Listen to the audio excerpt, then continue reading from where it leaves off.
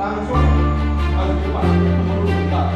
Ya, yang dimakan adalah mereka. Tolong jawab ketawa mereka.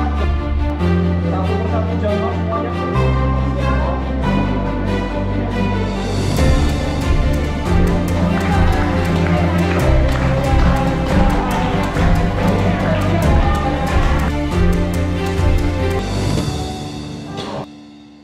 Nah, kita akan mulai ibadah guys. Yuk lihat keseruannya kayak gimana. Oke, bye-bye.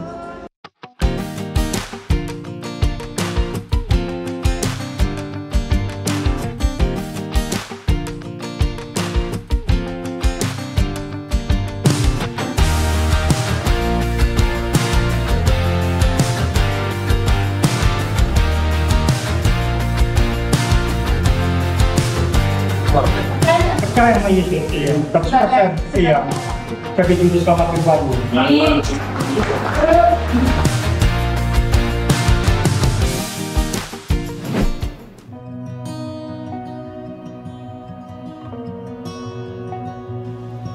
Oke, itu tadi keseruan pelayanan kita. Sekarang kita tanya sama kakak-kakak volunteer ini, gimana pendapat kalian? Gimana kak?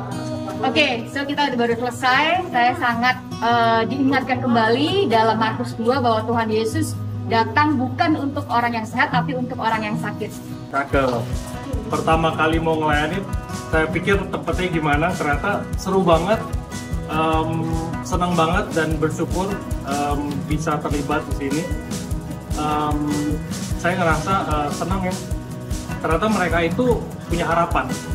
Semoga pertemuan berikutnya saya melihat ada pertumbuhan dan kesembuhan. Yes. Oke, thank you teman-teman. Sampai ketemu. Bye-bye.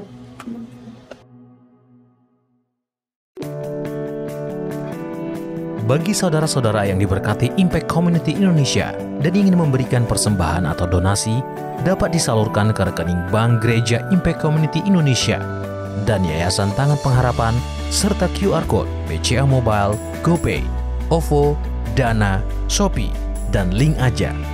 Bagi warga Surabaya dan sekitarnya, ikuti 60 Minute Worship Goes to Surabaya, Jumat 23 Juni 2023, pukul 19 waktu Indonesia Barat, di Main Hall Gereja Mawar Saron, Jalan Cempaka nomor 16 hingga 24, Surabaya.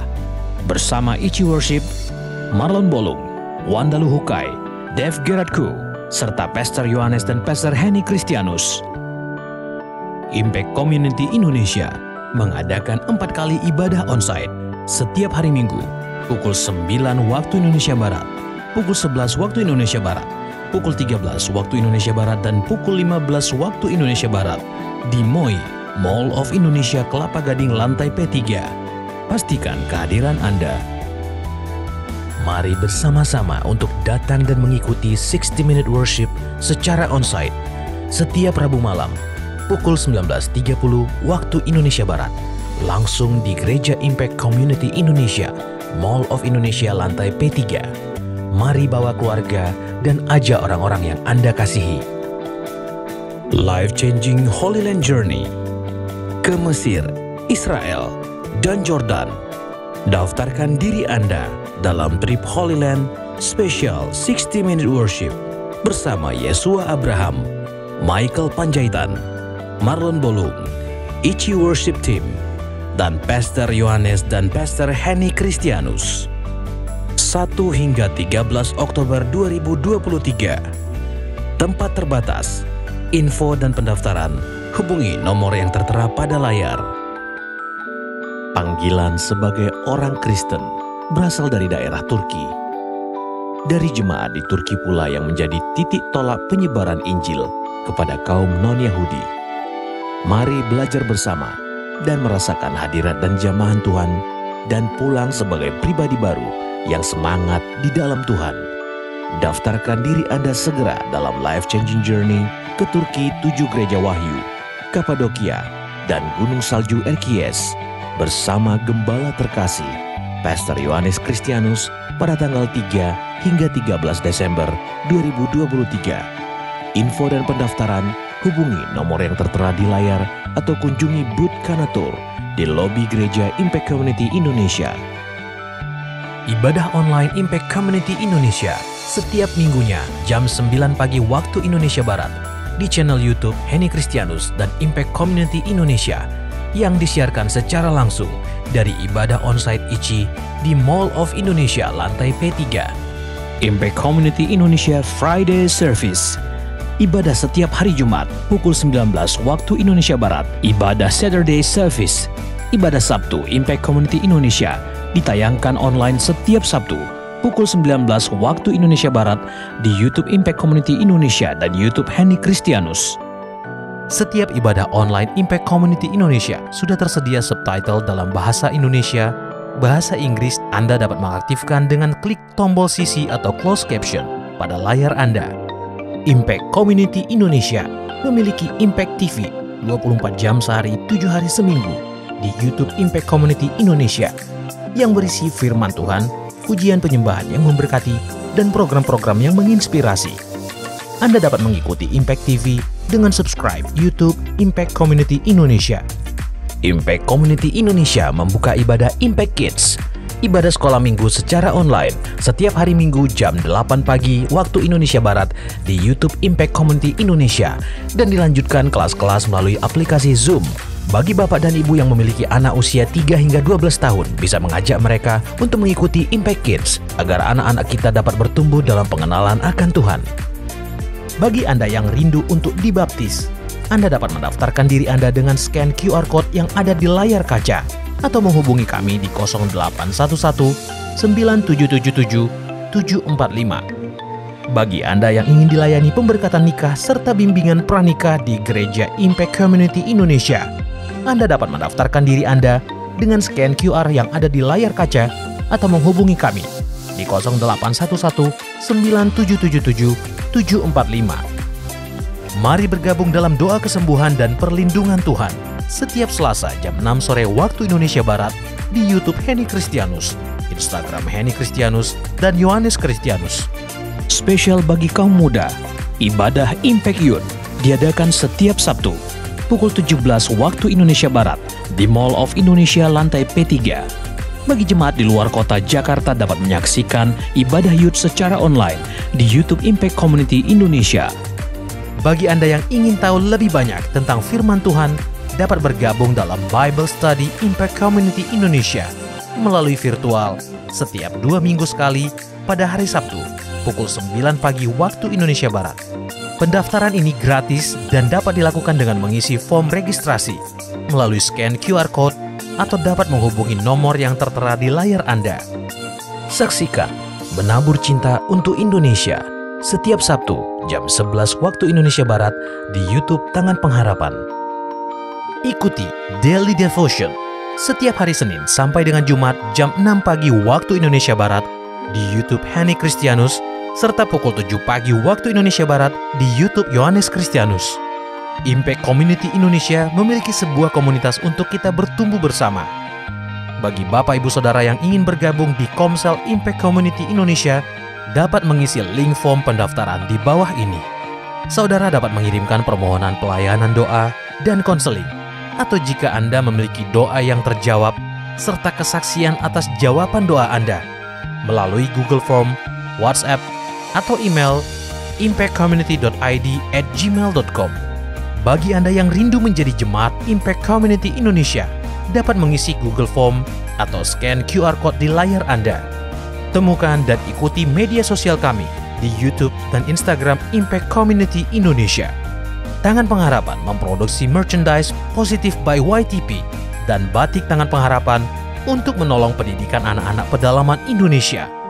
Pembelian dapat dilakukan di online store Tangan Pengharapan, di Tokopedia, Shopee, dan WhatsApp merchandise Tangan Pengharapan di 0813 1100 5568. Di cuaca ekstrim seperti ini, kamu harus menjaga imun kamu untuk tetap sehat. Salah satu caranya adalah dengan mengonsumsi madu setiap hari. Di official merchandise Tangan Pengharapan, kami menjual madu produk lokal yang bermanfaat.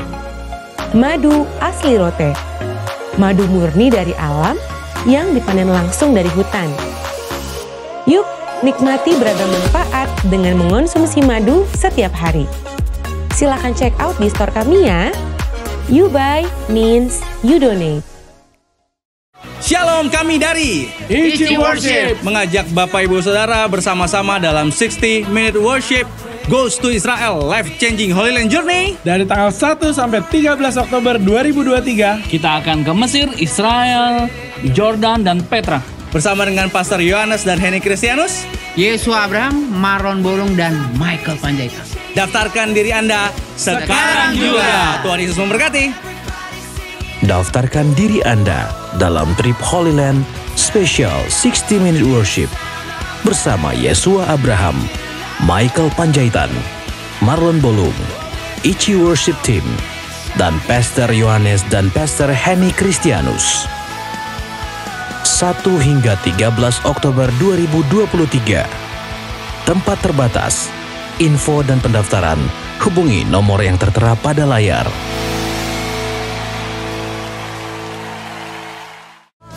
Hatiku terkagum melihat apa yang kau perbuat. Kuatkan mulutku memuji, tanganku terangkat untuk menyembahmu. Kaulah alasanku, kaulah alasanku. Hatiku Halo, saya Henny Kristianus bersama dengan Pastor Yohanes Kristianus dan juga Ichi Worship Team. Worship Leader Wanda Lukai, Marlon Bolong, dan Dave Gerar akan datang ke kota Surabaya untuk mengadakan 60 Minutes Worship. Saya mengundang arek-arek Surabaya dan seluruh warga di Jawa Timur untuk bergabung bersama dengan kami dalam ibadah 60 Minutes Worship yang bertempat di Gereja Mawar Sharon, Jalan Cempaka 16, Surabaya Pusat pada hari Jumat tanggal 23 Juni pukul 19 waktu Indonesia Barat. Kami menantikan kehadiran seluruh teman-teman di Surabaya dan Jawa Timur. Tuhan memberkati. Terima kasih Tuhan, terima kasih Tuhan.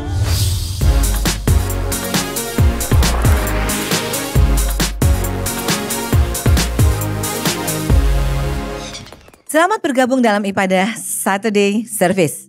Bagi Anda yang sudah join dalam ibadah online, bisa menginformasikan di kolom chat di bawah dari mana Anda berasal. Selamat bergabung dalam ibadah Impact Community Indonesia Saturday Service.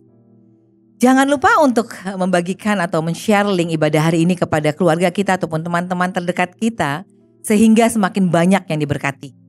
Dan setiap ibadah Impact Community Indonesia tersedia subtitle bahasa Indonesia dan bahasa English. Sebentar kita akan menyaksikan video menabur cinta untuk Indonesia. Setelah itu kita akan menyembah Tuhan dan mendengarkan firman Tuhan. Selamat beribadah.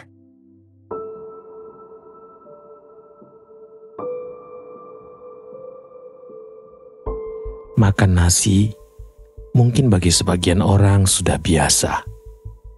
Namun bagi anak-anak suku Lauje yang terbiasa makan makanan sederhana seperti jagung dan ubi, makan nasi dan minum susu menjadi hal yang sangat istimewa. Di sana anak-anaknya tuh kurang gizi juga kan Kak, sangat kurang gizi gitu. Mereka cuma makan talas, ubi, jagung begitu, cuma direbus ataupun dibakar gitu. Sedangkan aku ingat diriku sendiri yang kadang buang-buang makanan kayak gitu kan, lihat mereka tuh sedih gitu. Terus kan Tangan Pengharapan kasih feeding toh Kak, jadi aku yang sebagai nyalurkannya itu kayak merasa bahagia gitu, kayak bahagia banget gitu lihat mereka makan minum susu gitu, bahagia sekali. Oh kayak gini rasanya gitu. Kadang tuh aku kasih anak-anak dulu gitu, terus aku diam lihatin kayak gitu betapa mereka bersyukur gitu dapat makanan kayak gitu. Dari hal-hal yang aku lihat ini aku banyak berubah gitu Kak, kayak nyanyiin makanan gitu kan Kak, mereka yang sangat kekurangan gitu, terus dan aku bisa menyalurkan, mungkin bukan aku yang memberi tapi aku yang menyalurkan, itu rasanya bahagia banget gitu. Anak makan, terus aku tanya, enak enak Miss begitu kan. Terus aku bilang mau nambah gitu kan Kak. Mereka jarang makan nasi Kak. Jadi kan feeding kita nasi, mereka jarang sekali makan nasi. Kalaupun makan nasi, mereka itu cuma makan nasi Kak, nggak ada sayur, nggak ada lauknya gitu. Jadi nasi tuh dimasak nggak terlalu mateng begitulah. Pokoknya yang banyak airnya supaya bisa dibagi-bagi begitu kan. Jadi pas cuma makan begitu saja, tidak pakai sayur. Guru-guru yang masak feeding mereka terus pakai sayur, pakai ayam gitu, lauknya begitu. Jadi kami kasih tuh, rasanya tuh mereka senang sekali begitu Kak. Iya ya. Jadi kan kami guru-guru yang masak makanan, terus kami yang ngasih gitu. Itu rasa capeknya hilang kayak gitu, kayak gitu.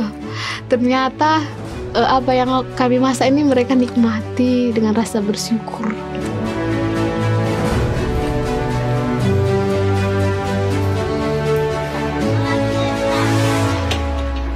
Tangan Pengharapan terus bergerak ke pelosok-pelosok negeri yang sulit dijangkau. Tak hanya memberikan tenaga guru untuk mendidik, tapi juga memberikan makanan bergizi bagi anak-anak di pedalaman melalui program feeding. Mari berkontribusi bagi negeri bersama Tangan Pengharapan melalui program sponsorship feeding. Hubungi kami untuk informasi lebih lanjut. Terima kasih makanannya. Bersama kita menabur cinta untuk Indonesia. Helping people live a better life. Engkau sanggup menjawab setiap doa dan kerinduan kami. Mari hampiri Tuhan dengan segenap hatimu.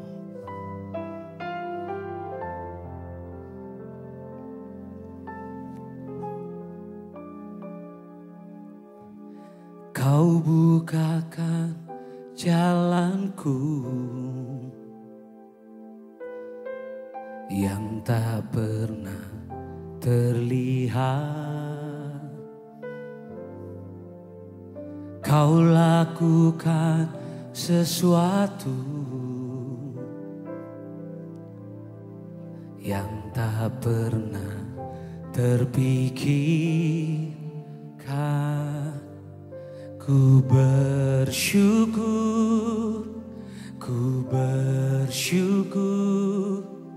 Kau ajaib bagiku.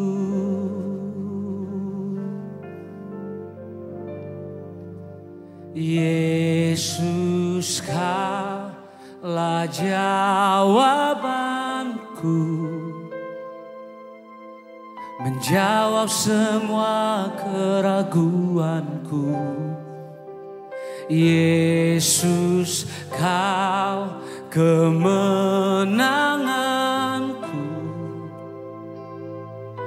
Heran perbuatanmu di dalam hidupku.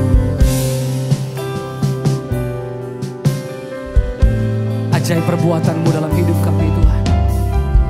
Terima kasih. Mari sama-sama nyatakan di hadapan Tuhan. Kau bukakan jalanku yang tak pernah terlihat. Kau lakukan sesuatu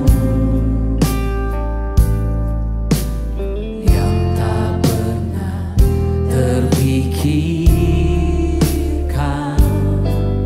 Ku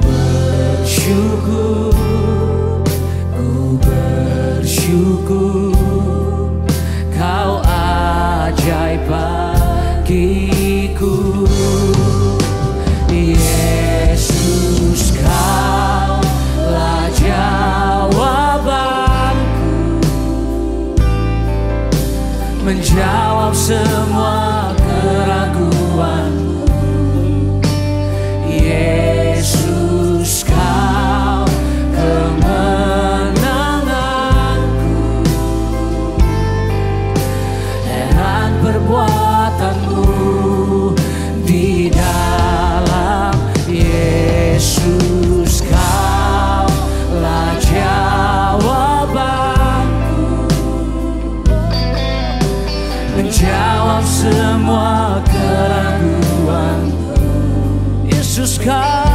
kemenanganku.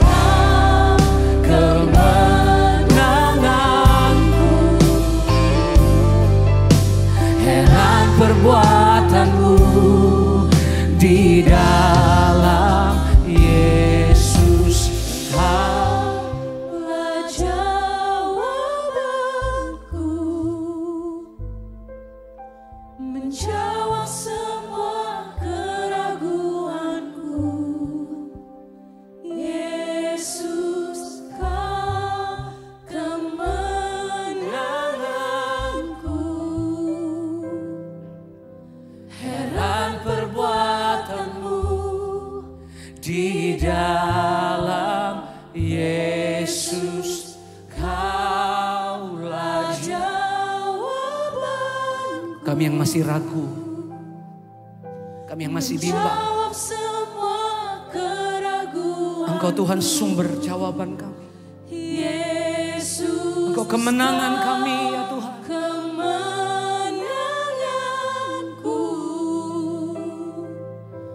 Heran perbuatanmu di dalam Yesus.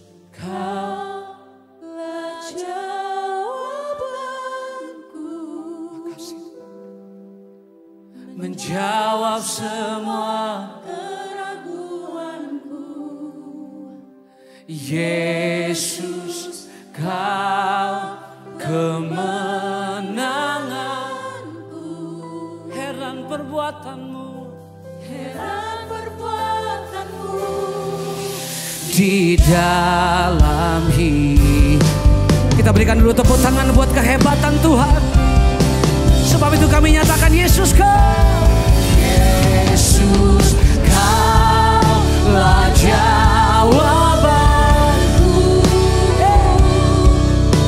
Menjawab semua keraguanku. Yesus, kau kemenanganku. Heran perbuatanmu, heran perbuatan, heran perbuatan, heran perbuatan, heran perbuatanmu di dalam hidupku.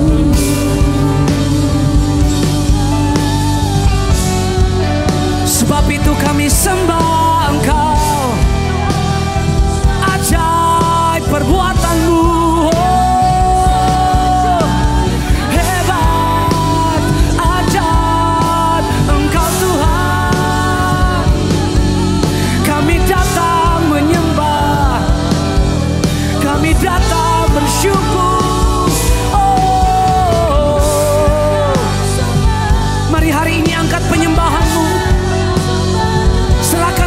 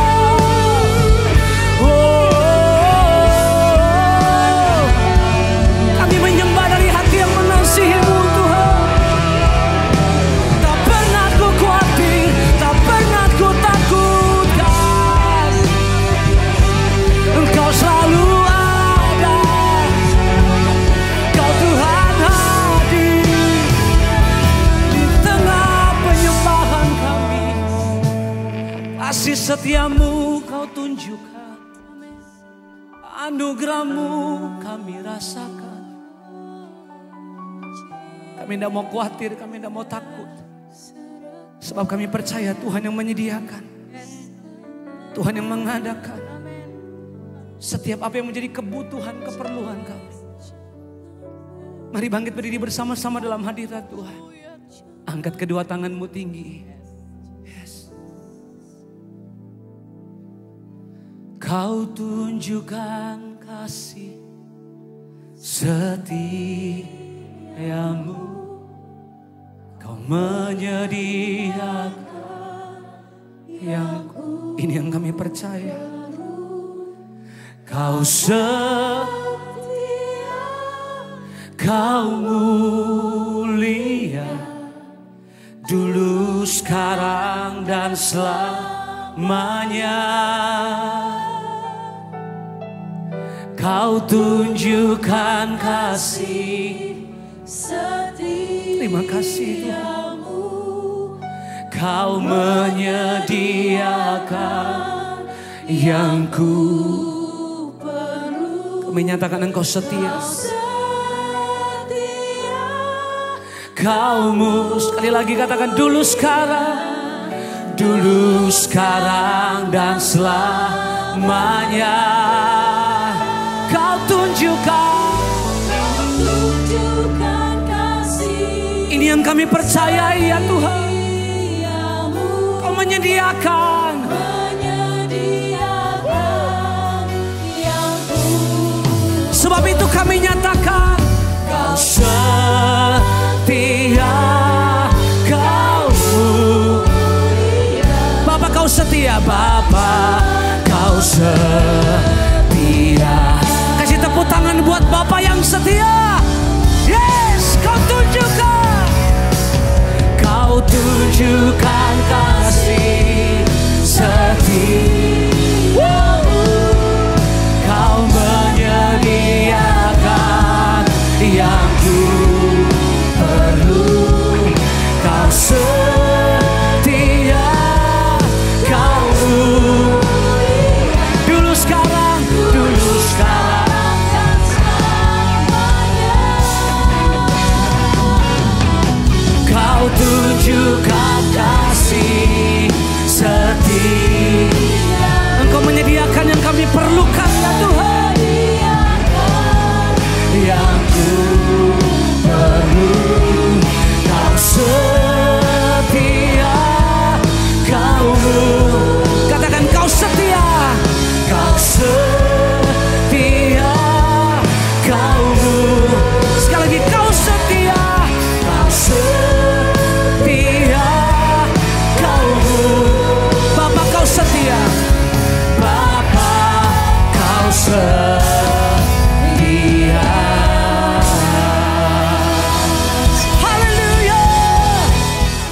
Terima kasih untuk penyertaan-Mu yang luar biasa dalam satu minggu ini.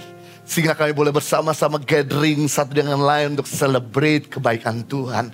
Dan kami juga mau duduk dengan mendengarkan isi hati-Mu. Sampaikan isi hati-Mu dengan cara yang mudah dimengerti.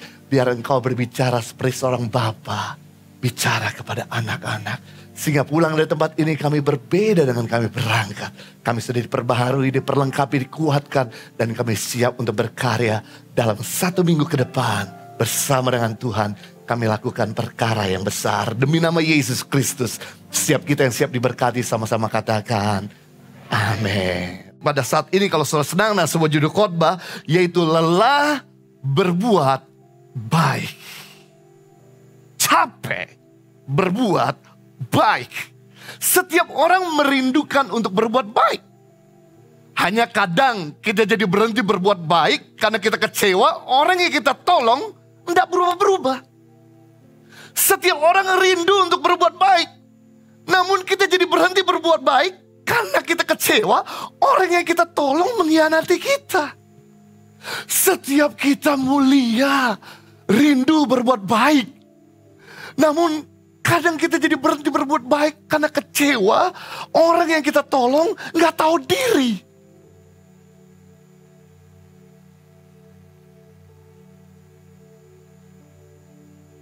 Namun Tuhan berkata di dalam Galatia pasal 6 ayat 9. Janganlah kita jemu berbuat baik. Janganlah kita tawar hati berbuat baik. Janganlah kita menjadi kecewa berbuat baik. Janganlah kita berhenti berbuat baik. Karena, kata Paulus, apabila sudah datang waktunya, kita akan menuai jika kita tidak menjadi lemah. Rupanya kalau berbuat baik itu ada dua unsur. Yang pertama konsisten, dan yang kedua on fire. Kenapa hari ini kita gak pernah lihat perubahan dalam diri orang tersebut? Karena kita mulai tawar hati berbuat baik. Karena kita berhenti berbuat baik. Seandainya saudara gak menggunakan hatimu yang terbatas, tapi menggunakan hati Tuhan yang tidak terbatas untuk menyingkirkan sebentar sakit hati kita, untuk menyingkirkan sebentar kekecewaan kita, dan melanjutkan berbuat baik, pasti kamu akan lihat dia berubah. Gak ada seorang pun yang gak berubah kalau terus kita kasihi, kalau terus kita doakan, kalau terus kita layani. Buktinya sejahat-jahatnya kita, karena kasih Tuhan yang konsisten, kita berubah. Sejahat-jahatnya Saulus, karena kasih Tuhan yang konsisten, merubah Saulus jadi Paulus. Bahkan seburuk-buruknya Petrus, karena kasih Tuhan yang konsisten, mengubah Simon jadi Petrus. Kalau Simon bisa berubah, Saulus bisa berubah, kita bisa berubah, maka Tuhan yang sanggup mengubahkan orang di sekitar kita. Anda berbuat baik, Anda tidak berbuat baik, tetap Anda akan diomongin orang. Anda kurus, Anda gemuk, Anda tetap diomongin orang. Saudara, sepanjang saya hidup, 35 tahun saya kurus krempeng. Semua orang berkata, lu mungkin belum minum obat cacing. Cacingan lu, makan banyak tetap kurus. Kemudian saya tanya sama teman-teman yang gemuk, gimana sih cara kamu jadi gemuk? Makan Big Mac. Mulai sejak itu, saya selalu tiap malam makan Big Mac. Dan guess apa yang terjadi? Dalam 6 bulan saya gemuk. Begitu gemuk, saya tes darah. Saya kena kolesterol, asam urat, darah tinggi, fatty liver.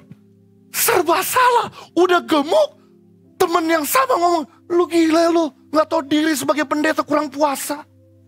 Jadi serba salah. Kurus di ngomongin, gemuk di ngomongin. Itu sebabnya mari jadi diri sendiri. Kalau Anda berbuat baik, di ngomongin, nggak berbuat baik, di ngomongin, lebih baik kamu melakukan yang baik sekalipun diomongin. Saya mau beritahu sama saudara, jangan pernah dengar perkataan orang lain, karena mereka tidak pernah ada andil dalam menciptakan saudara. Jadi dengarkan perkataan Tuhan, karena memang Tuhan punya andil dalam menciptakan kita. Gideon berkata, aku adalah orang terkecil di kaumku, suku terkecil, aku orang yang lemah, aku orang yang tidak berdaya. Tapi Tuhan berkata, kamu pahlawan gagah perkasa. Saat itu juga Gideon menangkap perkataan Tuhan, tidak mendengarkan perkataan sekitarnya maupun perkataan dirinya. Dan benar, dia mampu mengalahkan tentara Media Persia yang jumlahnya jauh lebih banyak daripada Gideon. Jadi saudaraku, saya kasih tahu untuk kita tetap setia melakukan yang baik sekalipun kita di ngomongin orang. Bahkan Yesus sendiri berbuat baik tetap mau dibunuh. Saya mau bagikan pada kita semua ada 3 prinsip dalam berbuat baik. Yang pertama, dalam mengerjakan yang baik, kadangkala kita harus melewati banyak kritikan. Saudara kekasih dalam Tuhan, seringkali kita dengar, kalau kamu berbuat baik, pasti kamu akan menerima yang baik. Kalau kamu berbuat baik, pasti orang lain juga akan berbuat baik. Tapi saya sebagai hamba Tuhan mau mengatakan, tidak selalu waktu kita berbuat baik, orang itu akan melakukan yang baik kepada kita. Karena kita masih hidup di dunia yang penuh dengan egois, yang penuh dengan iri hati. Jadi hatimu harus siap ketika Anda berbuat baik, namun sebaliknya yang Anda terima. Mari kita lihat firman Tuhan di dalam Markus pasal 3 ayat 1-6. Judulnya, Yesus menyembuhkan orang pada hari Sabat. Ketika Yesus masuk lagi ke rumah ibadat. Wow, saya senang hobi Yesus selalu masuk di dalam rumah ibadat. Kata lagi di sini bukan kali pertama Yesus masuk dalam rumah ibadat. Dan kalau Yesus ada dalam rumah ibadat, dia nggak mungkin nganggur. Dia nggak mungkin tinggal diam. Dia pasti akan lakukan sesuatu. Makanya kalau Anda pengen lihat kuasa Tuhan terjadi, mujizat Tuhan terjadi, mari datang di dalam rumah ibadat, karena di sini ada Tuhan Yesus, dan Tuhan Yesus pasti lakukan sesuatu kalau dia melihat ada yang membutuhkan. Ayat 2, mereka mengamat-amati Yesus kalau ia menyembuhkan orang pada hari Sabat, supaya mereka dapat mempersalahkan dia. Kata Yesus kepada orang yang mati sebelah tangannya itu, mari berdirilah di tengah-tengah. Kemudian katanya kepada mereka, manakah yang diperbolehkan pada hari Sabat? Berbuat baik atau berbuat jahat? Menyelamatkan orang atau membunuh orang? Tetapi mereka itu diam saja. Ia berduka cita karena kedegilan mereka. Dengan marah ia memandang sekeliling kepada mereka, lalu ia berkata kepada orang itu, ulurkanlah tanganmu. Dan ia mengulurkannya, maka sembuhlah tangannya itu. Lalu keluarlah orang-orang Farisi, segera bersekongkol dengan orang-orang Herodian untuk membunuh Yesus. Ini menarik, pada hari Sabat, seperti yang Yesus lakukan, dia masuk ke dalam rumah ibadat itu untuk mengajar. Sementara dia sedang mau mengajar, dia melihat ada orang yang lumpuh, tangan sebelahnya cacat atau kena stroke, lemah, tangan sebelah. Tangan dipakai untuk bekerja. Jadi itu sebabnya Yesus berkata kepada orang yang lumpuh sebelah tangan ini untuk dia berdiri. Supaya apa? Orang-orang yang sinis, ahli-ahli Farisi, ahli Saduki, dan orang-orang Herodian. Yang aneh begini Bapak Ibu. Orang Herodian adalah partai orang Yahudi yang mendukung Herodes jadi raja dan tetap dikuasai oleh Romawi. Sedangkan orang Farisi adalah orang yang menentang penjajahan Romawi. Jadi sebetulnya antara orang Herodian dengan orang Farisi, mereka nggak pernah saling bisa berkumpul. Karena berbeda pandangan. Yang satu pengen merdeka dari Romawi, yang satu pengen tetap dijajah oleh Romawi. Tapi karena bencinya kepada Yesus, mereka bersepakat bersama-sama untuk membunuh Yesus. Dan Yesus yang punya belas kasihan di dalam rumah ibadat berkata, berdirilah. Supaya mata orang-orang Herodian dan Farisi melihat betapa sengsaranya orang ini. Karena kelemahan tangannya, dia hidupnya jadi benalu buat banyak orang. Dia gak bisa self-support. Dia perlu disupport banyak orang agar timbul belas kasihan. Namun yang terjadi, ternyata mereka malah mengamat-amati kesalahan Yesus. Dan Yesus kemudian berkata, ulurkanlah tanganmu. Dia mengulurkan tangannya. Dan Yesus berkata, manakah diperbolehkan pada hari Sabat? Berbuat baik seperti aku rencanakan? Atau berbuat jahat seperti yang kau rencanakan? Manakah yang boleh diperlakukan pada hari Sabat? Menolong atau membunuh? Lalu Tuhan Yesus berkata, ulurkan tanganmu. Dan orang ini mengulurkan tangannya dengan pakai tangan sebelahnya.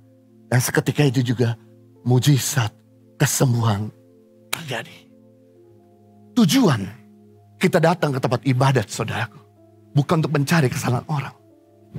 Ada 4 tujuan kita datang ke rumah Tuhan. Kenapa saudara datang jauh-jauh? Ada yang datang dari Bogor, dari Tangerang, ada yang datang dari Bekasi, Cengkareng, ada yang datang dari Bandung. Sudah datang ke rumah ibadat. Tujuan yang pertama adalah untuk mengucapkan rasa syukur buat pemeliharaan Tuhan. Sepanjang sepekan Tuhan menyertai kita. Kita datang ke rumah ini untuk bersyukur. God is good all the time God is good. Sebagai rasa syukur karena Tuhan telah memelihara, karena Tuhan telah memberkati, karena Tuhan telah menolong. Makanya kita datang untuk bersyukur. Sudah mau rasa hadirat Tuhan, sudah tidak rasa hadirat Tuhan. Tujuan sudah datang ke rumah Tuhan untuk bersyukur. Pak, kenapa saya kok gak rasa hadirat Tuhan ya waktu saya memuji menyembah Tuhan? Bukan itu intinya. Seringkali kita itu menuding pemain pujian, menuding pemusik. Kalau gak ada hadirat Tuhan, kalau gak merinding, pasti mereka kurang doa dan puasa. Inti, sudah datang ke rumah Tuhan, bukan untuk merasakan merinding-rinding, tapi untuk bersyukur, menyembah, mengagumkan Dia yang begitu baik dalam hidup kita.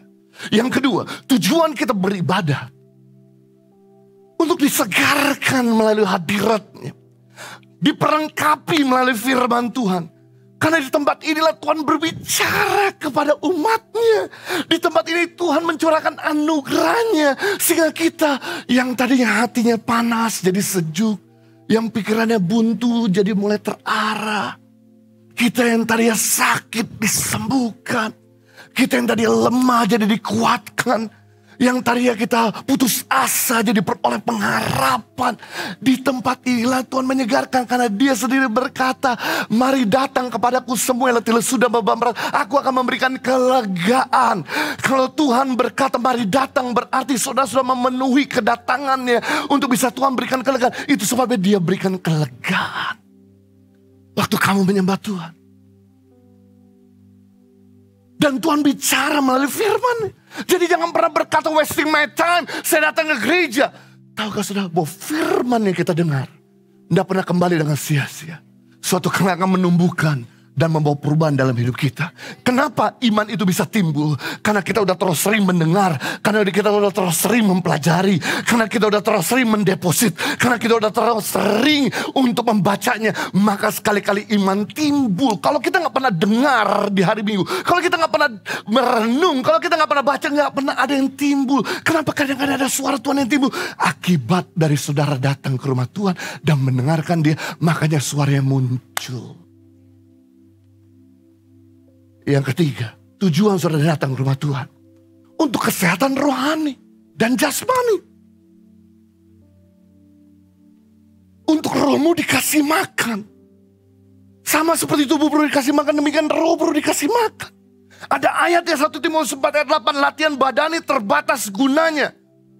Exercise, nge-gym, ada gunanya tapi terbatas. Tetapi ibadah itu berguna dalam segala hal, karena mengandung janji baik untuk hidup ini maupun untuk hidup akan datang. Kenapa? Karena waktu saudara datang ke gereja, bukan cuma sehat secara roh, tapi sehat secara jasmani. Karena waktu saudara datang ke rumah Tuhan, saudara keluar dari rumah dan mulai jalan kaki ke tempat ini, dan sampai di tempat ini, saudara mulai tepuk tangan, goyang, saudara mulai angkat tangan, selalu menyanyi. Saudara tahu ada 3 tanda orang bersuka cita. Yang pertama, tanda orang bersuka cita, dia tertawa. Yang kedua, tanda orang bersuka cita, dia bernyanyi. Yang ketiga, tanda orang bersuka cita, dia menari.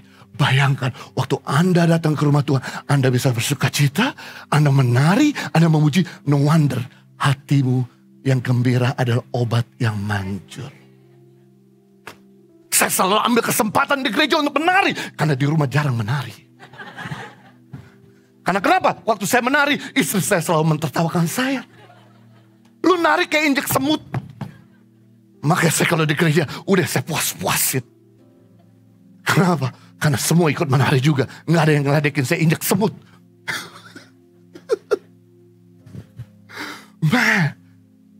Yang keempat, tujuan Anda datang ke rumah Tuhan Supaya kita dikelilingi sama sobat-sobat yang positif.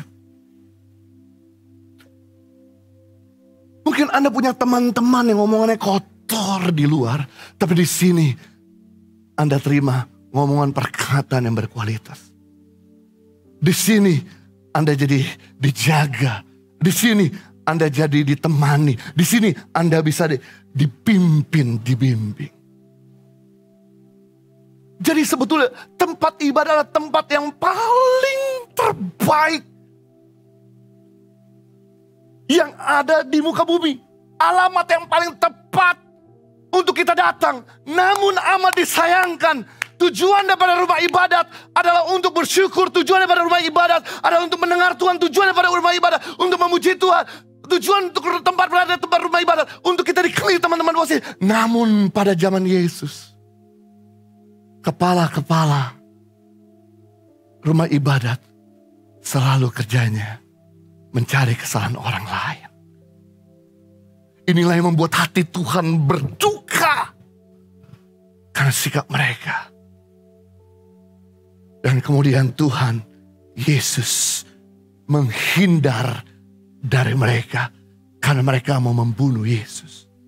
Saudara, waktu orang benci kita, waktu orang ngomongin kita, saya mau beritahu, jangan dihadapin, jangan dikomentarin, jangan dilawan. Kita punya waktu terbatas, harta terbatas, kita punya tenaga terbatas. Mari pakai yang terbatas untuk membangun sesuatu yang produktif. Jangan sibuk untuk berdebat dengan orang-orang ini. Karena orang-orang ini lebih ahli daripada kita. Yesus pada lebih berpengetahuan, lebih berhikmat, tapi Yesus tidak lawan dengan pengetahuannya. Yesus menghindar. Kenapa? Kalau dia sibuk di sini, dia nggak punya kesempatan untuk bisa menjangkau di daerah lain, mengajar orang banyak, menyembuhkan banyak orang di tempat-tempat yang lain. Saya sama Henny, waktu memulai yayasan, teman ada yang ngomongin, Jo, lu diomongin tuh, lu bikin yayasan pengen cari duit. Padahal kami di yayasan nabur tenaga, waktu, uang. Nggak ambil gaji. Yayasan udah berkembang besar, masih aja diomongin, dia bikin yayasan untuk cari popularitas. Tapi sekali lagi, kalau saya kemakan dengan perkataan negatif orang, saya kecewa dengan perkataan negatif orang itu, maka saya tidak akan pernah berkembang. Maka Yayasan Tangan Pengharapan tidak akan pernah menolong sampai dengan 6.000 anak-anak. Kenapa? Karena kecewa. Orang kecewa akan berhenti berbuat baik. Orang kecewa, dia tidak akan bisa maksimal. Tapi saya bersyukur saya sama Henny untuk selalu mengingatkan, untuk kita move on, untuk kita terus bergerak, untuk kita terus sibuk nolong orang lain. Jangan sibuk dengerin perkataan negatif orang. Akibatnya kita bisa melihat bahwa karya Tuhan sekarang ada di seluruh Indonesia, dari mulai Sumatera sampai Papua.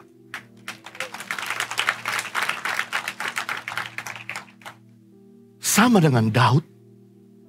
Waktu Daud ada di istana Saul, Daud cuma tangan kanan daripada Raja Saul. Dia tidak seproduktif waktu dia mulai diserang sama Saul. Begitu Saul iri sama Daud, begitu Saul mulai benci sama Daud, Daud mulai lari. Dikejar oleh Saul, apa yang dilakukan sama Daud? Dia mulai mencari orang-orang yang bisa dia bina, dia mentor, dia didik, dia rubah. Dan akhirnya dari orang-orang sama masyarakat ini, saudara, orang-orang perampok, pembunuh, pemeras, dirubah menjadi pahlawan kepercayaan Daud. Bukan cuma itu, justru waktu Saul mengejar Daud untuk mau dibunuh, Daud banyak sekali berada dalam hadirat Tuhan. Dia menulis kitab Mazmur 62. Hanya dengan Allah saja aku tenang. Dia menulis Mazmur 67. tinggikan dirimu mengatasi langit bumi. Dia menulis Mazmur 68. Kasih setia Tuhan lebih daripada itu. Justru Daud makin produktif waktu dia tidak dengarkan perkataan negatif orang. Saya rindu untuk setiap saudara. Untuk jangan kecewa. Untuk jangan patah arang. Untuk jangan sampai tawar hati. Berbuat baik. Karena berbuat baik itu bukan jasa. Berbuat baik adalah panggilan. Sekali lagi saya ulangi, berbuat baik itu bukan jasa. Tapi berbuat baik adalah panggilan. Kalau bicara panggilan, Anda mau dihargai, Anda tidak dihargai karyamu, Anda akan tetap berbuat baik. Kalau Anda bicara berbuat baik itu panggilan dan bukan jasa, mau Anda dipuji, mau Anda tidak dipuji, Anda akan tetap berbuat baik. Kalau bicara soal panggilan, Anda dibayar, Anda tidak dibayar, Anda akan tetap berbuat baik. Karena berbuat baik merupakan value hidup saudara, karakter saudara, panggilan saudara. Kalau Anda berhenti berbuat baik, berarti Anda menganggap bahwa berbuat baik adalah jasa. Karena Anda ingin dihormati, Anda ingin dihargai. Tapi kalau Anda tahu berbuat baik adalah panggilan, apapun yang terjadi, serahkan tetap berbuat baik. Walaupun dia ngomongin orang yang mengerti, katakan amin. Dan beri tepuk tangan yang meriah buat Raja kita. Yang kedua, prinsip dalam berbuat baik. Mulai mengerjakan hal yang baik dimulai dari hati. Mengerjakan hal yang baik itu dimulai dari hati. Mulai dari ketulusan. Mulai dari apa yang ada pada kita. Mulai dari yang kecil. Dan konsistenlah. Seperti Yesus biasa dia berada di bait Allah. Dan kalau ada di bait Allah, Yesus tidak nganggur. Begitu dia lihat orang sakit, dia pasti sembuhkan. Mau itu hari Sabat, mau itu bukan hari Sabat. Karena memang Yesus melakukan dari hal yang ada di depan mata.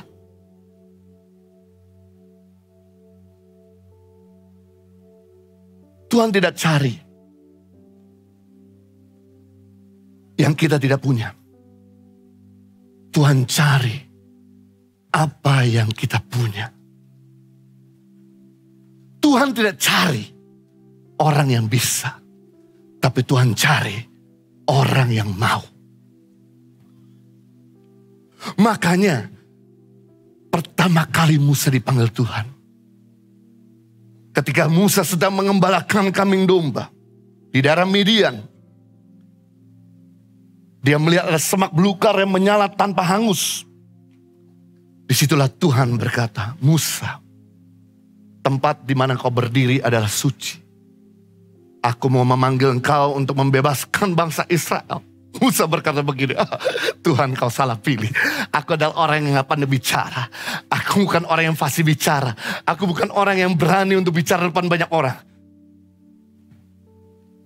Tuhan ngomong begini, apa yang ada padamu? Tongkat. Tuhan ngomong, ulurkan tongkatmu itu. Lepaskan tongkatmu itu. Berubah jadi ular. Lalu kemudian Tuhan berkata sama Musa, ambil tongkatmu itu lagi. Dia ambil, berubah jadi tongkat. Wow. Tongkat yang tua. Tidak berharga. Kalau Tuhan menyertai. Jadi tongkat pelaku mujizat. Sama halnya dengan saudara. Tuhan tidak tanya kehebatanmu. Yang Tuhan tanya, apa yang ada padamu? Ada 4D yang kita bisa kontribusikan dalam melayani Tuhan. Yang pertama, D yang pertama adalah doa. D yang kedua adalah daya. D yang ketiga adalah dana. D yang keempat adalah data atau ilmu. Mungkin Anda nggak punya dana, tapi Anda punya waktu. Anda bisa pakai waktumu untuk melayani Tuhan. Mungkin Anda tidak punya dana, tapi Anda punya informasi, punya ilmu, punya skill. Anda bisa pakai skill itu untuk training orang, sehingga akhirnya menciptakan lapangan pekerjaan. Untuk training, untuk akhirnya mereka bisa melayani Tuhan. Untuk training, akhirnya mereka bisa bebas dari hutang. Untuk training, akhirnya dia bisa punya skill yang lebih baik. mulailah dari apa yang ada padamu. Saya senang sekali, di dalam kasih terdapat segala-galanya. Di dalam kasih itu bisa memberi segala-galanya. Ketika Tuhan mengasihi kita, yang dia beri bukan cuma waktu, yang dia beri bukan cuma berkat, tapi dia beri hidupnya. Sama waktu Anda berkata saya mengasihi Tuhan, yang Anda beri bukan cuma waktu, yang Anda beri bukan cuma berkat, Anda bisa beri hidupmu. Waktu Anda berkata saya mengasihi anak saya mengasihi pasangan hidup saya, yang Anda beri bukan cuma waktu, yang Anda beri bukan cuma berkat, Anda bisa beri hidupmu. Sebab di dalam kasih terdapat segala-galanya. Satu kali Yesus memberikan sebuah perumpamaan dalam Lukas 10 ayat 27-37. Di mana ada seorang Yahudi yang turun dari kota Yerusalem menuju kota Yeriko.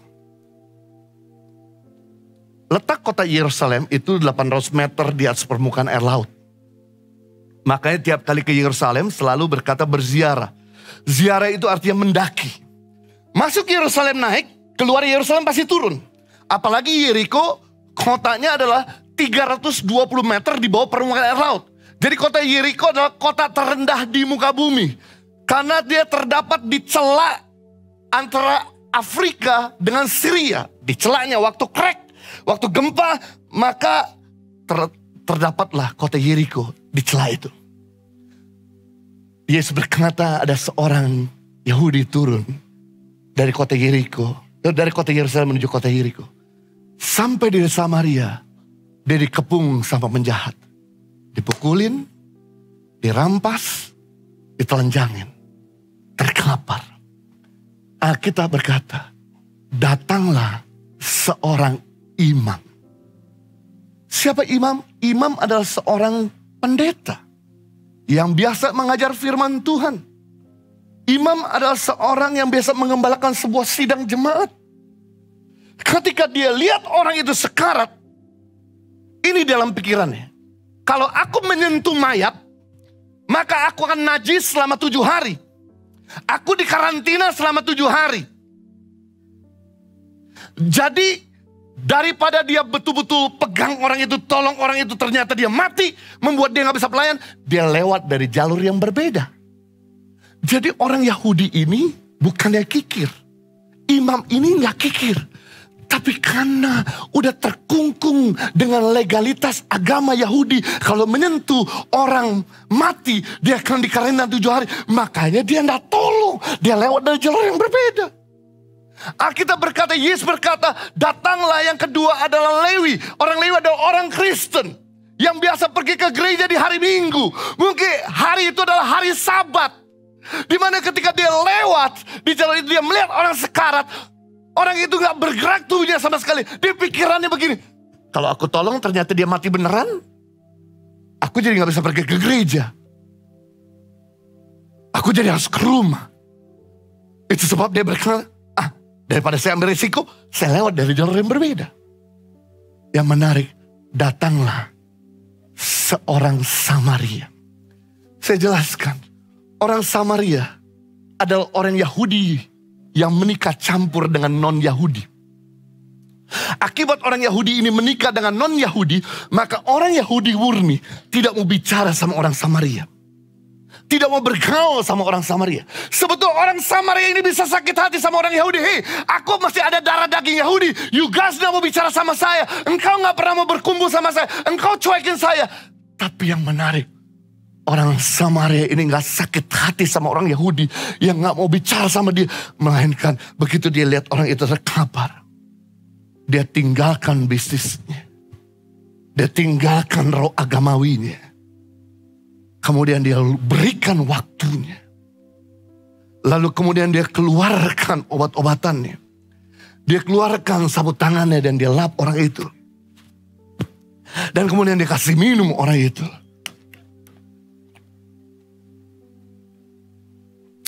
Diobatin memar-memarnya. Dan kemudian digotong ke keledainya. Dia sampai di kota Yeriko. Dia bawa ke rumah sakit. Dan dia berkata, kalau uangku kurang, tolong obati terlebih dahulu. Selamatin dulu orang ini. Kembali saya selesai bisnis. saya akan bayar. Tuhan Yesus berkata, dari ketiga orang ini, manakah yang mengasihi sesama? Dari ketiga orang ini, manakah yang masuk kerajaan surga?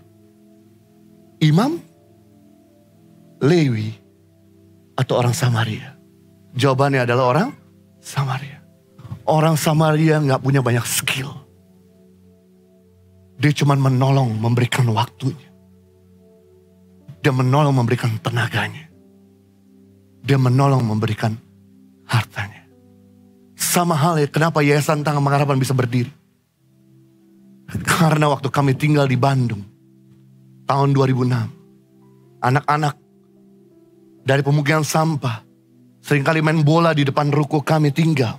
Di mana kami dipinjemin sama seorang pengusaha di kota Bandung. Dan seringkali dia main bola tendang-tendang ke tralis daripada garasi rumah kami. Pada waktu itu baby kami usia 5 bulan, 6 bulan. Akibat tendangan itu, maka baby kami terbangun. Apalagi anak kami kembar. Ketika dia bangunin, dia bangun dengan suara teriakan, membangunkan saudara kembarnya. Akibatnya teriakan Dolby Cinema mulai mengganggu hati saya dan istri saya. Kemudian kita mau turun untuk memarahi anak kecil itu. Dan waktu kita turun, udah siap mau negur, buka garasi. Istri saya yang keluar berkata, loh jam segini gak sekolah nak? Ya ampun, tadi beda. Bukannya kita mau tegur dia, kenapa perkataannya kok berbeda? Jam segini gak sekolah. Langsung mereka letuk begini, gimana mau sekolah kak? Orang tua saya tukang tambal ban sepeda motor. Gak bisa sekolahkan kami. Satu lagi teriak, orang tua saya pemulung. Gimana bisa sekolahkan kami? Langsung saya lihat atas sama istri. Oh begitu. Karena gak sekolah, makanya cari-cari sekolah. Main-main bola. Langsung istri saya berkata begini, apa yang ada pada kita? Istri saya gak punya duit. Karena saya yang kasih duit. Tapi dia punya skill dalam bahasa Inggris. Dia berkata, mau gak kakak ajarin bahasa Inggris gratis? Nggak mau. Kapan? Kita pikir tahun depan lah, 5 tahun akan datang, 10 tahun akan datang, tunggu mati lah. Baru ke sekolah. Dia berkata, besok. Saya lihat sama istri. Oke. Besok mau datang jam berapa? Jam 8. Istri saya mulai persiapkan pergi ke supermarket. Untuk beli meja kecil, papan tulis kecil, buku kecil, pensil kecil. Karena anak-anak kecil semua. Besokannya datang 5 anak. Waktu belajar, mulutnya, istri saya berkata, lapar kah? Dia teriak sama pembantu, Mbak, siapin nasi goreng 5. Waktu kasih makan nasi goreng, begitu makan, masih mulutnya, masih lapar. 5 nasi goreng kami di atas diturunkan sama istri saya. Kasih dia. Besokannya dia bawa 3 teman barunya jadi 8. Besokannya lagi dia bawa 3 teman barunya. Bawa lagi 5 teman barunya. Masalah begini. Jumlah anaknya sih gak apa-apa. Nasi gorengnya gak sama. Dikali 2 kan. Tapi dari situlah pelayanan Yayasan Pengharapan dimulai. Kenapa? Menolong yang ada di depan mata. Yang ketiga terakhir, prinsip dalam berbuat baik. Perbuatan baik harus dilepaskan di dalam pengurapan dan kuasa Tuhan. Kita perlu melibatkan Tuhan ketika kita nolong orang. Anda perlu libatkan Tuhan. Waktu Anda mengeluarkan dana, waktu, dan pemikiranmu. Ikut sertakan Tuhan. Karena Efesus 3:20 bagi dialah yang dapat melakukan yang jauh lebih banyak daripada yang kita doakan atau pikirkan, seperti yang ternyata dari kuasa yang bekerja di dalam diri kita. Waktu Anda keluarkan uang sekolah buat anakmu, jangan cuma mengeluarkan uang. Doakan biar uang sekolah ini membuat anak saya jadi semangat belajar. Dia punya pergaulan yang positif. Dia bisa menyelesaikan sekolah dengan sebaik mungkin. Dia boleh tahu panggilan subjek yang dia akan ambil ke depan. Anda ikut sertakan di dalam doa dan jaga pergaulan dia. Setiap kali Anda transfer uang untuk uang sekolah, ada doa yang Anda lepaskan. Melibatkan Tuhan. Waktu Anda kasih uang buat istri bulanan, ikut sertakan dalam doa. Agar istriku diberikan kebijaksanaan dan mengeluarkan uang. Sehingga dia tahu apa yang harus dia lakukan. Dia boleh senang-senang, tapi juga harus memenuhi rumah tangga terlebih dahulu. Waktu Anda keluarkan uang untuk orang berobat, doakan. Biar uang ini dipakai, bukan cuma sekedar menyehatkan, tapi juga mengobati hatinya. Supaya bisa melepaskan pengampunan. Jadi ada melibatkan Tuhan. Ada begitu banyak penyakit guys, yang tidak bisa diselesaikan dengan medis, butuh kuasa Tuhan. Ada begitu banyak persoalan yang tidak bisa diselesaikan dengan hikmat manusia, butuh hikmat Tuhan. Itu sebabnya penting waktu Anda mengeluarkan uang, mengeluarkan waktu, dan mengeluarkan tenaga, ikut sertakan Tuhan. Saya bersama istri kalau konseling sama orang, Tuhan, saya udah kasih waktu buat orang ini berhikmat. Sehingga waktu 1 jam ini, setengah jam ini ketemu orang ini, dia mendapatkan solusi, mendapatkan jawaban, dan akibatnya mujizat terjadi. Tahukah Yesus sendiri, dia mengawali selalu mujizatnya dengan doa dan ucapan syukur. Dia lihat 5.000 orang kelaparan, sedangkan yang ada di tangan dia yaitu 2 ikan dan 5 roti. Yesus sendiri melibatkan Bapa di surga untuk ikut campur. Dia berkata, ya Bapa, aku bersyukur. Engkau melihat ada 5.000 orang yang kelaparan, sedangkan yang di tanganku terbatas. Dan kemudian setelah dia mengucap syukur, dia merobek roti itu.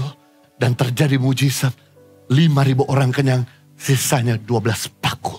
Sama hal ketika Yesus melihat Lazarus yang mati, udah 4 hari. Dia berkata, ya Bapa, biar engkau dipermuliakan. Aku bersyukur. Dan dia mulai berkata, Lazarus, bangkitlah dari kubur. Maka Lazarus yang sudah 4 hari, secara medis, orang kalau udah mati 4 hari, cairan di otaknya sudah mengering. Jadi impossible untuk orang itu hidup. Kalau bisa hidup pun dia bisa idiot. Itu sebabnya dia awali dengan doa dan ucapan syukur. Walaupun dia Tuhan, dia bisa berkata saja Lazarus bangkit. Tapi dia mengawali dengan doa dan kuasa urapan. Sehingga Lazarus yang dibangkitkan itu jadi sehat. Tidak idiot. Saya rindu waktu anakmu sakit, orang tuamu sakit, pasanganmu hidup sakit, boleh kamu bawa ke dokter, boleh kasih obat. Tapi engkau sebagai kepala rumah tangga, ibu rumah tangga, doakan, ikut sertakan Yesus. Karena bagi dia yang sanggup melakukan yang jauh lebih besar daripada apa yang kita bisa kerjakan, pikirkan, dan doakan. Amin. Mari kita berdoa. Bapa di surga, terima kasih untuk firman-Mu yang telah menginspirasi kami. Belajar prinsip dalam berbuat baik. Kami tidak boleh menyerah. Sekalipun kami menerima begitu banyak kritik. Kami belajar untuk tidak tawar hati, tapi terus melanjutkan. Maka kami akan melihat perubahan. Yang kedua, mengerjakan yang baik dimulai dari hati. Dimulai dari yang kecil. Dimulai dari apa yang kami bisa lakukan. Kami gak melakukan yang kami gak bisa. Yang ketiga, perbuatan baik harus dilepaskan dalam kuasa dan pengurapan Tuhan Yesus. Sebab itu Tuhan perlengkapi setiap kami. Sehingga doa-doa mereka penuh dengan kuasa. Roh Kudus memimpin hari-hari yang mereka lalui. Sehingga dalam pergumulan di kantor, di usaha, dengan doa mereka, bahkan Tuhan lancarkan, Tuhan permudah, Tuhan kuatkan. Bahkan permasalahan dalam rumah tangga, engkau juga boleh ikut campur tangan. Sehingga rumah tangga mereka boleh mengalami pemulihan, boleh mengalami kebahagiaan, boleh mengalami terobosan. Bahkan buat anak-anak mereka menjadi anak-anak yang nurut, anak-anak cinta Tuhan dan orang tua. Jadi anak-anak yang menemukan panggilan mereka dan menduduki posisi-posisi penting. Hamba minta sebagai kepala rumah tangga di tempat ini engkau mengurapi mereka. Sebagai ibu rumah tangga di tempat ini, mari engkau mengurapi mereka.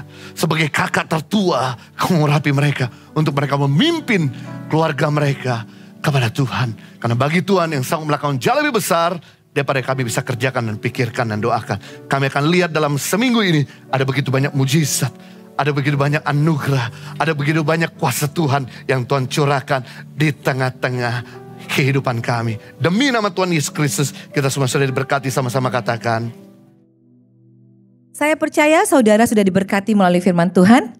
Jangan lupa untuk direnungkan dan dilakukan. Untuk informasi tersedia madu rote, 100% madu murni yang kami kirimkan langsung dari rote. Madu ini bisa meningkatkan imun kesehatan kita dengan biaya 175.000 dan 100% keuntungan penjualan untuk menolong pendidikan anak-anak di pedalaman. Dan untuk kalian yang ingin tampil trendy maupun stylish, Anda juga bisa mendapatkan kaos-kaos keren ini di Shopee maupun di Tokopedia, dan juga bisa langsung datang ya di Mall of Indonesia, parkir lantai P3. Mari bergabung dalam ibadah live streaming besok Minggu 18 Juni jam 9 pagi.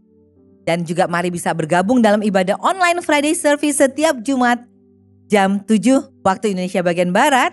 Ibadah Saturday Service setiap Sabtu jam 7 waktu Indonesia bagian Barat juga. Dan ibadah Minggu setiap jam 9 pagi waktu Indonesia bagian Barat di YouTube Impact Community Indonesia dan Henny Christianus.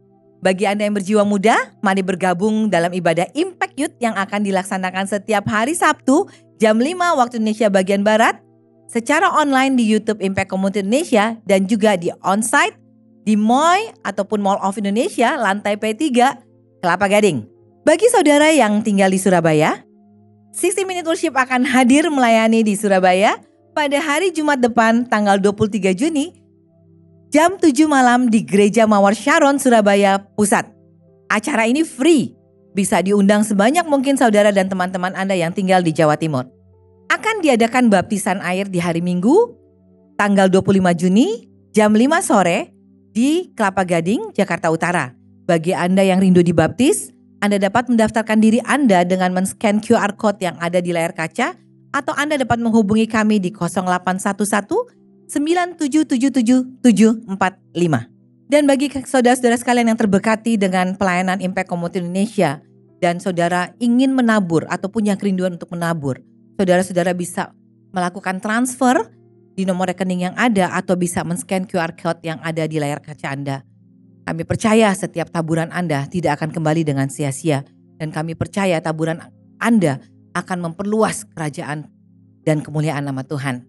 Mari kita bersatu dalam doa. Bapa, kami mengucap syukur untuk setiap berkat firman-Mu dan juga setiap berkat dalam kehidupan kami. Percaya Tuhan, kasih-Mu Tuhan melingkupi setiap kami. Percaya juga Tuhan bahwa Kau tidak akan pernah meninggalkan kami. Dari apapun Tuhan, Kau selalu setia dengan janji-janji-Mu. Percaya setiap langkah kami Tuhan ada dalam perhatian-Mu Bapa. Bapa, kami berserah penuh untuk kehidupan kami. Kami berserah penuh untuk semua rencana-rencana kami Tuhan. Dan kami hanya menyerahkan ke dalam tangan-Mu. Hari ini juga Tuhan kami mau berdoa bersatu hati Tuhan. Untuk mereka mungkin dalam keadaan sakit, kami percaya kesembuhan terjadi. Mereka yang dalam keadaan lelah Tuhan. Mereka yang dalam keadaan mungkin tidak mengerti apa yang harus mereka lakukan. Percaya Tuhan memberikan jawaban. Percaya Tuhan memberikan kesegaran kepada mereka. Percaya Tuhan melihat setiap pergumulan mereka. Bapa, untuk mereka mungkin juga yang saat ini Tuhan dalam keadaan terlilit dengan hutang dan finansial yang tidak stabil. Bapa, Kau yang melihat setiap usaha mereka untuk membayar hutang-hutang itu.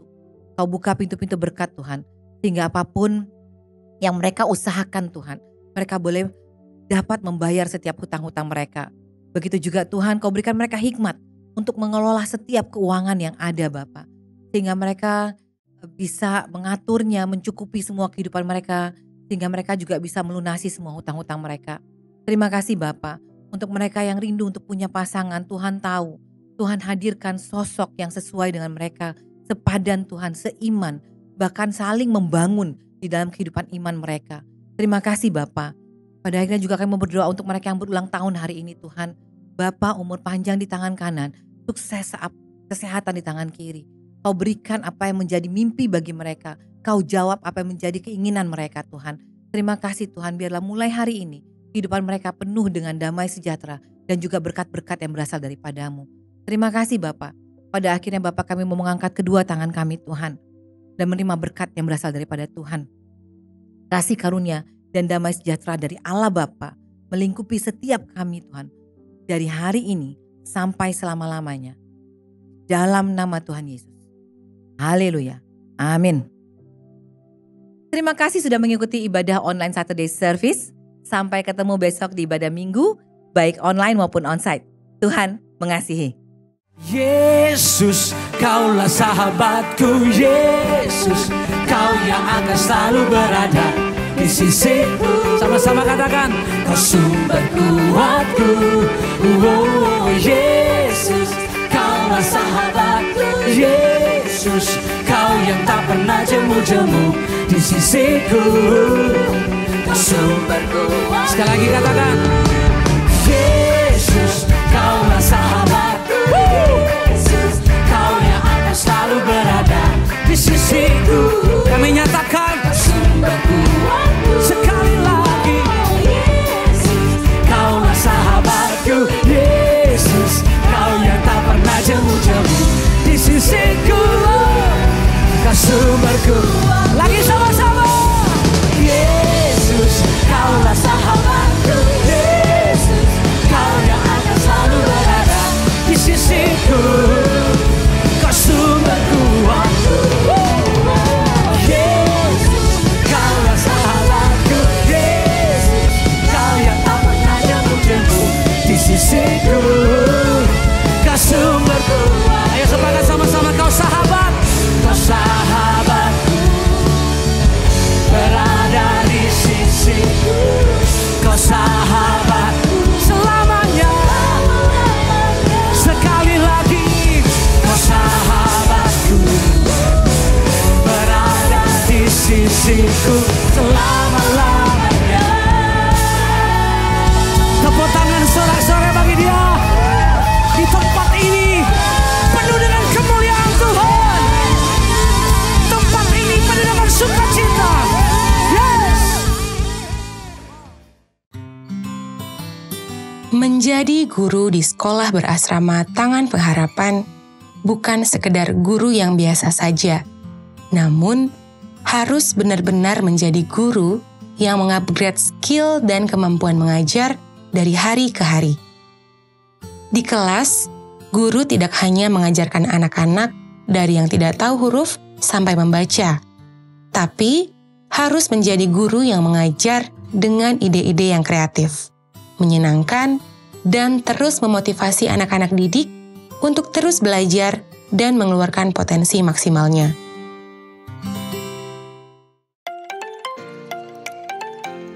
Perkenalkan, namanya Lamtio Simanjuntak, berasal dari Pematang Siantar, Sumatera Utara. Sehari-hari biasa dipanggil Miss Lamtio oleh anak-anak asrama Kupang. Sudah 3 tahun, dia bergabung menjadi guru Tangan Pengharapan, dan sekarang dia menjadi bagian di Sekolah Berasrama Kupang. Jika berbicara statistik, menjadi guru selama 2 tahun di pedalaman sesungguhnya belum bisa mencapai waktu yang cukup untuk menorehkan hasil yang diharapkan. Namun, siapa sangka, lewat guru pedalaman di Yayasan Tangan Pengharapan, sekarang menempatkannya di Sekolah Berasrama Kupang yang notabene-nya adalah tempat guru-guru pilihan untuk mengajar anak-anak asrama yang terpilih dari senter-senter Pulau Timur. Rutinitasnya sehari-hari di sekolah berasrama tidak hanya mengajar di kelas saja. Selesai jam mengajar, Lamtio melanjutkan aktivitasnya di asrama seperti membantu memasak di dapur, panen sayur di kebun bersama anak-anak, hingga membantu mendampingi mereka belajar di malam hari. Mendampingi anak-anak asrama 24 jam 7 hari memang butuh stamina yang ekstra. Belum lagi harus menghadapi mereka dengan berbagai karakter yang masih terbawa dari pedalaman, seperti sulit menjaga kebersihan, istirahat sesuai jam yang ditentukan, dan harus ditegur berulang kali, dan lain sebagainya. Tinggal di sekolah berasrama memang harus multifungsi. Selain menjadi guru dan orang tua yang mengajar, mendidik, dan mengasuh, dia juga harus menjadi teman atau kakak yang membangun karakter anak-anak di asrama, sehingga mereka bisa merasa dimiliki dan diperhatikan.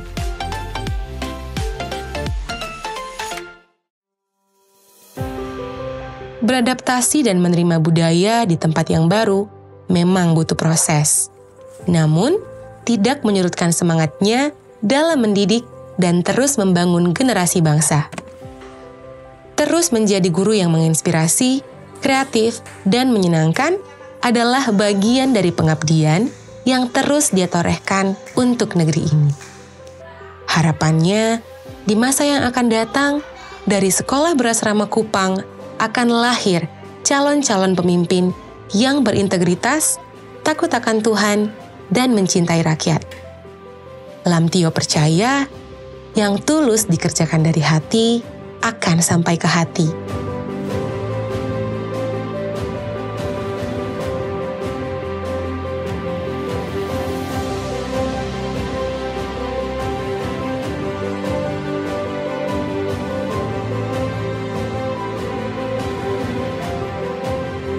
Terima kasih kepada para donatur yang telah setia mendukung program Sekolah Berasrama demi kemajuan pendidikan bagi anak-anak di Sekolah Berasrama Kupang.